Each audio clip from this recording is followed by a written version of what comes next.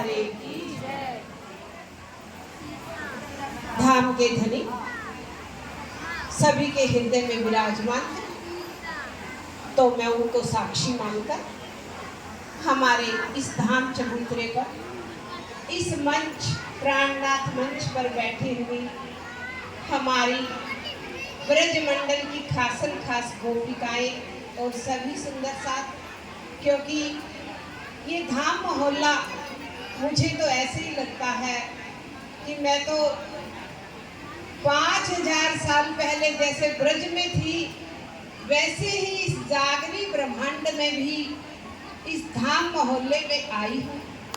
इन सब की कितनी बड़ी भारी शोभा। राज जी ने कहा कि वे मेरी ब्रह्म आत्माएं लाड लिया लाहूत की जाकी असल चौथे आसमान, बड़ी बड़ाई इनकी जाकी शिफत करे सुभान। ये धाम मोहल्ले के ये धामी सुंदर साथ, इनकी बड़ाई सभी सुंदर साथ की बड़ाई धनी स्वयं कर रहे हैं। तो उन सब के चरणों में, धामी सुंदर साथ के चरणों में प्रणाम करती हुई मैं आज इच्छा लेकर आई थी कि 5 मिनट के लिए मैं भी धनी के चरणों में अपने कुछ भाव व्यक्त करना चाहती हूँ। तो मुझ पर बड़ी कृपा हुई कि मुझे समय दिया गया। तो सुंदर साथ जी, मैंने एक बात को जीवन में अनुभव किया है। मैं परवाइयों की बेटी हूँ। जहाँ मैं रहती थी हरियाणा हिसार में, मेरे पीहर में मिट्टी की डली मिल जाए तो उसकी पूजा होती है, पीपल का पत्ता मिल जाए तो उसकी भी पूजा होती है। मेरा ऐसा जीवन था, लेकिन धामधनी ने मुझे बुलाया, मेरी निस्बत थी तो मुझे खींच लिया। आज से 18 साल पहले मैं जब पन्ना जी आई थी तो धनी ने मुझे गाड़ी से हाथ पकड़ करके उतारा और पास बिठाया। तो मैं उनके ज्ञान को सोचती हूँ कि आज हम जब संसार में आए हैं तो संसार में इस वजूद को लेकर हम सोचते हैं कि हम जो भी चाहें हमें संसार में मिल जाए। जैसे हमें जो खाने को चाहिए तो हम बनाए ना, क्योंकि बनाने में बड़ा झंझट है, खाने में बड़ा थोड़ा समय लगता है। बनाने में एक गृहस्थी से, एक गृहिणी से पूछ कर देखो कितना बनाना बड़ा मुश्किल होता है।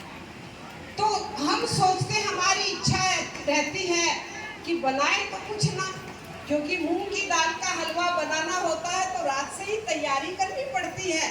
तो सोचते बनाए ना, लेकिन दही भल्ले और जो भी सामान, जो भी सामग्री झट से हमारे मुंह में आ जाए। और रही बात पहनने की, हम सोचते हैं कि हमने इच्छा की कि आज हम शादी में जाएंगे, अटेंड करेंगे शादी, तो कांजीवरम की सिल्क की साड़ी हम पहन लें। अब पहने कैसे, इच्छा तो हो गई, लेकिन पहनने में तो बड़ा झंझट है। मार्केट, बड़े मार्केट में जाना पड़ेगा और कीमत कितनी, 20-25 हजार रुपये।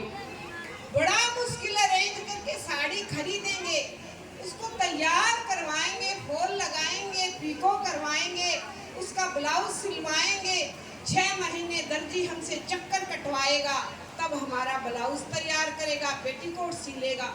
बड़ा झंझटबाजी है। और हम सोचते हैं कि हम घूमने के लिए जाएं, सुंदर सुंदर, एक से एक सुंदर जगह पर हमारी इच्छा होती है, लेकिन बड़ा झंझट यहाँ तो घूमने में। गर्मी मई जून के महीने में तो जा ही नहीं सकते, शरीर से पसीना निकलेगा, कैसे जाएंगे। इसी की हमारी जेब इतना कर नहीं सकती कि हम प्लेन में जाएं, तो हमारी इच्छा दबी रह जाती है। हम सोचते हैं कि संसार में हर कोई मेरा कहना माने, बहू भी माने, बेटी भी माने, सभी मेरा कहना माने, लेकिन यहाँ कोई कहना नहीं मानता। तो देखिए, स्वामी जी ने कहा कि हे मेरी लाडली अंगनाओं, आप संसार में क्यों भटक रही हो, मेरे दिव्य धाम में, परम धाम में आ जाओ। फल फूल मेवा पात, जित चाहा जैसा बना, ए बका बागों की बात। हम जो भी चीज चाहते हैं यहाँ चाहते हैं, लेकिन हमारे धनी, हमारे प्राणों के प्राणेश्वर, हमारे हृदय के हृदयेश्वर कह रहे हैं कि ए लाडलियो, क्यों संसार में भाग रही हो? संसार में कुछ हासिल होने वाला नहीं है। आपको जो चाहिए, आपको खाना चाहिए तो हजारों हजारों लाखों लाखों खूब खुशहाली आपके लिए तैयार खड़ी है। हाँ जी, जी हाँ, जी हाँ। कोई पान के डब्बे, कोई सुपारी का, कोई रुमाल लिए खड़ा है, तो आप आ जाओ। आपको घूमने के लिए चाहिए, झूले चाहिए, बट पीपल की चौकी और मानिक पहाड़ के हिंडोलों में इतने विलंद महाविलंद ही जो हिंडोलों में झूलिए, आपको कोई नहीं रोकेगा। तो देखिए, आपका सब कहना मानेंगे, आप जो चाहे वो खा सकेंगे, आपको इच्छा करने की जरूरत है। लेकिन मेरी लाडली अंगनाओं, वो संसार में नहीं है। आप लाख कोशिश करो, दुख कुंडली मारे बैठा है। सुख की आशा में भागते हैं, लेकिन दुख तो बहुत आगे हमसे चलता है। तो देखिए, हमारे धाम धनी हमको बुला रहे हैं। इस पन्ना धाम से, इस जागृत भूमि से मैं घर बैठे ही सारी महिमा सुनती रहती हूँ। एक बार एक वीडियो वायरल हुआ, मैंने सुना कि रात में जब स्वरूप बोला जाता है तो पन्ना जी की भूमि जागृत होकर ऊपर उठती है। मुझे इस दिन इतनी खुशी हुई, इतनी खुशी हुई कि मैंने कहा कि जागृत ऊपर परम धाम है ये और घूमती है।